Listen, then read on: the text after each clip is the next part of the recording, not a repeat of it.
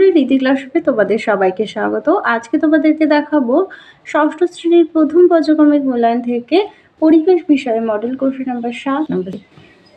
প্রথম প্রশ্ন, সিল্ক পাওয়া যায় রেশম মদ থেকে। 2 আছে পাউরুটি তৈরি করতে প্রয়োজন হবে ইস্ট। 3 আছে জল থেকে বাষ্প হতে তাপ শক্তি লাগে। 4 প্রদত্ত কোনটি পর্যায়বৃত্ত ঘটনা নয়? এখানে ভূমিকম্পটি হবে পর্যায়বৃত্ত ঘটনা নয়। 5 আছে চিনির শরবত হবে মিশ্র পদার্থ। 6 অক্সিজেন মৌলের একটি অণুতে উপস্থিত পরমাণুর সংখ্যা 2। পরের প্রশ্ন, কোন গ্যাস নির্গত হলে পাউরুটির গায়ে ফুটো ফুটো হয়ে যায়? Carbon die oxide. এরপর আছে প্রদত্ত কোনটি অধাতু কিন্তু তাপ ও তড়িতে সুপরিবাহী? এটি হবে গ্রাফাইট। 9 দাগ, CO2 যে যৌগের চিহ্ন তা হলো কার্বন ডাই অক্সাইড। 10 দাগ, পানীয় জলে কিসের উপস্থিতিতে মানুষের হাতে পায়ে কালো ছোপ পড়ে? আর্সেনিক।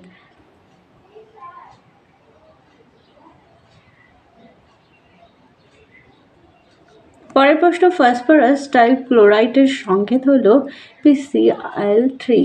এরপর আছে লবণ জলের মিশ্রণ থেকে লবণকে পৃথক করা যায় কোন পদ্ধতির সাহায্যে?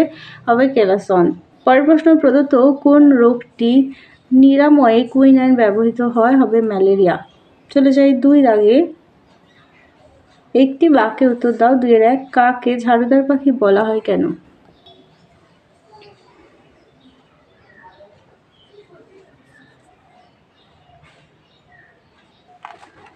এরপর আছে একটি করে অভিপ্রেত আর অনভিপ্রেত ঘটনার উদাহরণ দাও। এখানে দেখো অভিপ্রেত আর অনভিপ্রেত ঘটনার অনেকগুলো উদাহরণ রয়েছে। পরের প্রশ্ন দেখো, কেলাসন পদ্ধতি কাকে বলে?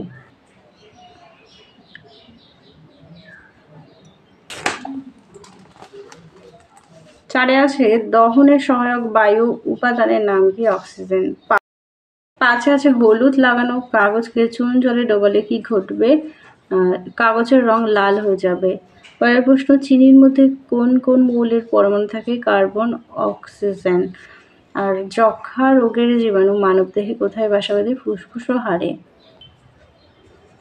3 এর 1, পরাগ মিলন কাকে বলে? পরাগ মিলন কাকে বলে? পরের প্রশ্ন, বহুক্ষণ কেটে রাখা কলা, আপেল ও ডাবের মুখে কি দেখা যায় এবং কেন? দেখে নাও। এরপরে আছে ভৌত পরিবর্তন ও রাসায়নিক পরিবর্তনের পার্থক্য। দেখো পাঠ্য বই থেকে দেখাচ্ছি। পরের প্রশ্ন, পরমাণু ও অণুর মধ্যে পার্থক্য।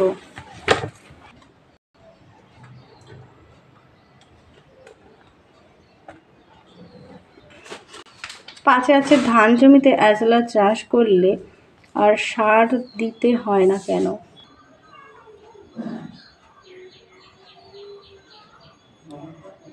তোমাদের পাঠ্য বইয়ের 10 নম্বর পেজে দেখো ভালো করে দেওয়া আছে। আসলে অ্যাজোলা এক ধরনের পানা। এদের পাতার মধ্যে এক ধরনের ব্যাকটেরিয়া আছে যারা বাতাসের নাইট্রোজেনকে বেঁধে ফেলতে পারে যাতে অ্যাজোলার উপকার হয়। কারণ সারের জন্য নাইট্রোজেন লাগে আর অ্যাজোলা তার পাতায় সেই ব্যাকটেরিয়াকে থাকবার জায়গা দেয়। এতে দুজনেরই বোঝাপড়া থাকে, দুজনেরই উপকার পায়। তাই ধান খেতে অ্যাজোলা পানা চাষ করলে জমিতে সার দিতে লাগে না। পরের প্রশ্ন দেখো, ধাতুর 3টি ধর্ম। এখান থেকে 3টে লিখে দেবে।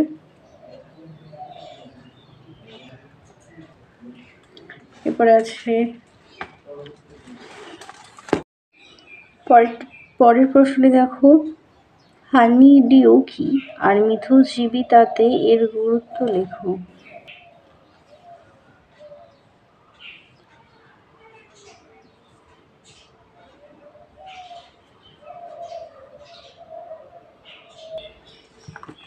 দেখে নাও 8 নম্বর মডেল সেটটি। যক্ষার জীবাণু বাসা বাঁধে ফুসফুসে। পাউরুটির গায়ে ফুটো থাকার কারণ পাউরুটি তৈরির সময় নির্গত হয় কার্বন ডাই অক্সাইড। আর পোড়া চুনের কলিজনের পরিবর্তনের একটি রাসায়নিক পরিবর্তন। পরের প্রশ্ন, প্রদত্ত কোনটি পর্যায়বৃত্ত ঘটনা নয়? হঠাৎ বন্যা হওয়া আর খাবার হজম হওয়া রাসায়নিক পরিবর্তন। পরের প্রশ্ন, আর্সেন্টাম হলো সিলভার। এরপর আছে ম্যালেরিয়ার ওষুধ তৈরি হয় কুইনাইন থেকে। 8 নম্বরে আছে ব্রোমিন হলো তরল ধাতু। 9 আছে H2O হলো জল। আর এক্সতে আছে অক্সিজেন গ্যাস জ্বলতে সাহায্য করে। 2 থেকে চলে যাই 2 এর 1। উকুন একটি পরজীবী প্রাণী। 2 আছে জলে ক্লোরিন মেশানো হয় জীবাণু মারার জন্য। 3 আছে পরমাণুদের জোটবদ্ধ অবস্থাকেই ওই মৌলের পারমাণবিকতা বলে। 4 রজন পাওয়া যায় পাইন গাছ থেকে। 3 দাগে চলে যাই 3 এর 1। অভিপ্রেত ঘটনা কাকে বলে? যে ঘটনাগুলো প্রকৃতির বা মানুষের ক্ষতি করে না সেগুলোই আমাদের অভিপ্রেত ঘটনা। পরের প্রশ্ন, ডিএপি এর সম্পূর্ণ নাম কি? Dry ammonium phosphate. আর দই তৈরিতে কোন অণুজীব সাহায্য করে? ল্যাক্টোব্যাসিলাস নামক ব্যাকটেরিয়া। 4 আছে প্রকৃতিতে কয়টি মৌল পাওয়া যায়? 98টি। আর দ্রাবক কাকে বলে?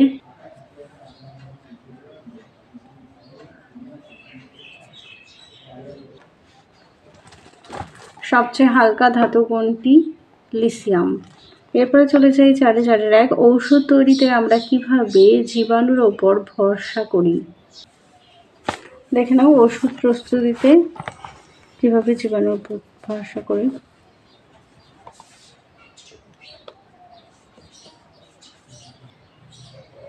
এরপর আছে ভৌত পরিবর্তন ও রাসায়নিক পরিবর্তনের 3টি পার্থক্য দেখো। এটা তোমাদের 7 নম্বর মডেল সেটে দেখিয়েছি। 3 আছে H আর 2H H2 এবং 2H2 বলতে কি বোঝায়? এরপরে আছে ভিটামিন এ এবং ডি আমাদের কি কাজে লাগে এবং কোথা থেকে পাই? দেখো সামুদ্রিক মাছের যকৃতে ভিটামিন এ আর ভিটামিন ডি থাকে। ভিটামিন এ আর ডি হচ্ছে হাড় এবং দাঁত মজবুত করতে সাহায্য করে। বাতাসের কয়টি উপাদান ও কী কী? দেখো বাতাসের উপাদানগুলো নাইট্রোজেন, অক্সিজেন, কার্বন ডাইঅক্সাইড, জলীয় বাষ্প, নিষ্ক্রিয় গ্যাস ইত্যাদি। চলে যায় এরপরে আছে কার্বন ডাইঅক্সাইড ও মিথেনের সংকেত। কার্বন ডাই CO2 আর মিথেন হচ্ছে CH2। তাহলে চলো তোমাদের 8 নম্বর পর্যন্ত মডেল সেটি সমাধান করে দিলাম। ভিডিওটা ভালো লাগলে অবশ্যই লাইক করো। আবার দেখা হচ্ছে পরবর্তী আরেকটি ভিডিওতে।